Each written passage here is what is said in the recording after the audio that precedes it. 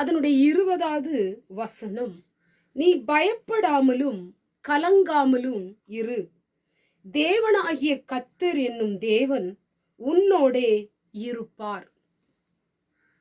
என கண்பானவர்களே, ஏதோ ஒரு பயம், ஏதோ ஒரு கலக்கம் உங்க வாழ்க்கைய உடைச்சு கொண்டிருக்கலாம். பயமும் கலக்கமும் சேர்ந்து உங்க வாழ்க்கையில சோர்வுகளை கொடுத்து கொண்டிருக்கலாம். இந்த நாளில் கூட ஆண்டவர் உங்களை பார்த்து சொல்லுகிறார், நீ பயப்படாத, நீ கலங்காத, உன் காரியம் நிச்சயமாய் நடக்கும். நீ எதிர்பார்த்தது நிச்சயமாய் நடக்கும். நீ வேண்டிக் கொண்டதை ஆண்டவர் நிச்சயம் உனக்கு நிறைவேற்றுவார். எதெல்லாம் உங்க வாழ்க்கையில நடக்கணும்னு சொல்லி எதிர்பார்த்து காத்திருக்கிறீர்களோ அதெல்லாம் கர்த்தர் நிச்சயம் வாய்க்கும்படி செய்ய போகிறார். ஆனாலும் சில கலக்கங்கள், சில பயங்கள் உங்களோடு கூட போராடி கொண்டிருக்கலாம். இன்றைக்கு பயத்தையும் கலக்கத்தையும் மாற்றுகிற ஆண்டவர் உங்களோடு கூட பேசி கொண்டிருக்கிறார். எதை குறித்தும் நீ பயப்படாத, எதை குறித்தும் நீ கலங்காத, உன் காரியத்தை நான் நிச்சயமா நடத்துவேன். உன் காரியம் நிச்சயமா வாய்க்கும். யார் யார் இது நடக்காதுன்னு சொன்னாங்களோ அவங்க கண்களுக்கு முன்பாக நான் நடத்தி காட்டுவேன். அவனுடைய கண்களுக்கு முன்பாக உன் காரியம் ஆச்சரியமா நடக்க போகுது.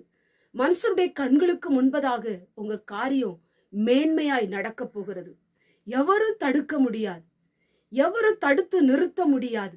கர்த்தர் அந்த அளவுக்கு உங்க வாழ்க்கையிலே காரியத்தை ஆண்டவர் நிறைவேற்ற போகிறார். ஆண்டவர் மேல நம்பிக்கையோடு கூட இருங்க. அவர்தான் இந்த வார்த்தையை சொல்லுகிறார், நீ பயப்படாமலும் கலங்காமலும் இரு, நீ பலன் கொண்டு திடமனதாயிரு. உன் காரியத்தை நடத்துகிற தேவன் உன்னோடு கூட இருக்கிறார். காரியத்தை வாய்க்க பண்ணுகிற தேவன் உன்னோடு கூட இருக்கும் பொழுது நீ ஏன் பயந்து போய் இருக்கிறாய்?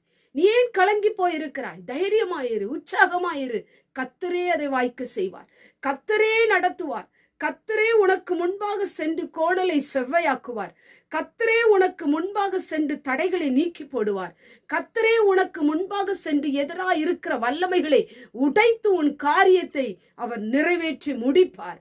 பலன் கொண்டு திடமனதாயிருங்கள், கலங்காதீர்கள், பயப்படாதிருங்கள், கர்த்தரை சார்ந்திருங்கள்.